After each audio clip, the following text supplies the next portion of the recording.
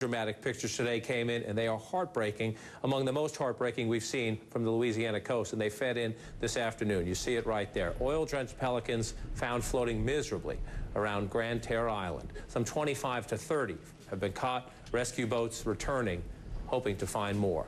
Joining me from New Orleans now, CNN Chief Medical Correspondent Dr. Sanjay Gupta. You'll see part 2 of his special report, Toxic America, right after our program tonight. And also with us by telephone from New Orleans is AC 360 anchor Anderson Cooper. Anderson, I want to start. It was your crew that was out there. You saw these birds being brought in. It is one of those images that just makes you stop and takes your breath away as we begin to understand the impact on the ecosystem.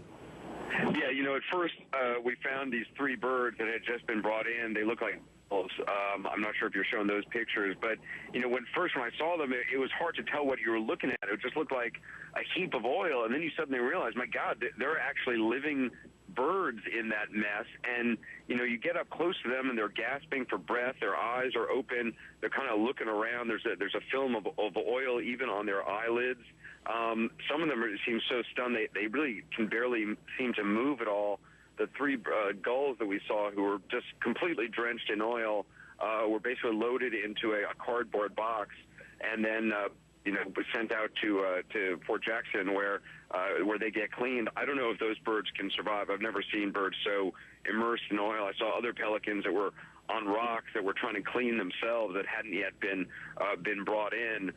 And it's just, I mean, it's such a sickening sight to see these pelicans trying to clean themselves with their long beaks and kind of spreading out their wings to let the air try to, you know, dry them off. And of course, the oil doesn't dry off like that.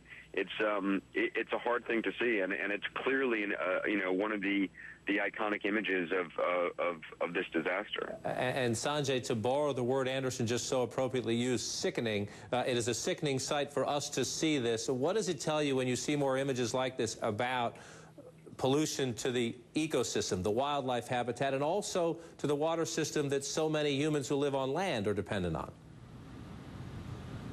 Well, you know, it is absolutely heartbreaking. I saw those images quite a bit today. You know, with regard to the water system specifically, you know, there's lots of different sources of water around here, and for the most part, it seems at least this area of southern Louisiana, you know, does appear to still have clean water. You have filtration systems that aren't dependent on some of the water close to where Anderson is now.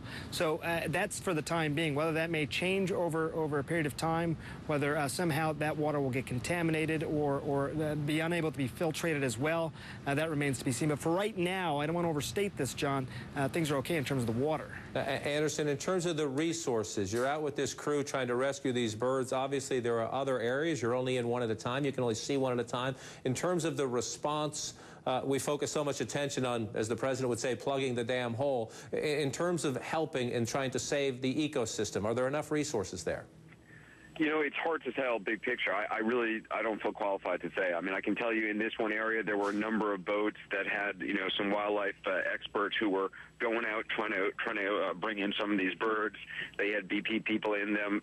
They were contracted to BP, so we weren't allowed to ride along with their boats. We took our own boat out to watch them work. You know, there are a lot of good people working very hard, I mean, from all different aspects. But, you know, we certainly saw a number of pelicans which needed to be brought in, which were just out on the rocks and hadn't been brought in. So, you know, in this area, a number of birds, probably more birds were being brought in than they had brought in a while, they said, in this area. They said the oil slick seems to be getting worse around Grand Isle. But you know, that's I can't independently verify that. It's hard to tell big picture, but certainly you go to these spots, and more often than not, you talk to fishermen, and they say, look, there's a lot more that could be done, and there's a lot of fishermen who want to work, who want to be part of it, and who haven't gotten the call yet from BP. And Sanjay, again, as you look at the images, it is proof that the toll is spreading, the toll is growing. What does the science say about when we will know how long of a problem this is, meaning the lasting impact, not only on the birds and the sea and the water supply, but when will we know, is this a 5-year, 10-year, 25-year, 40-year cleanup effort?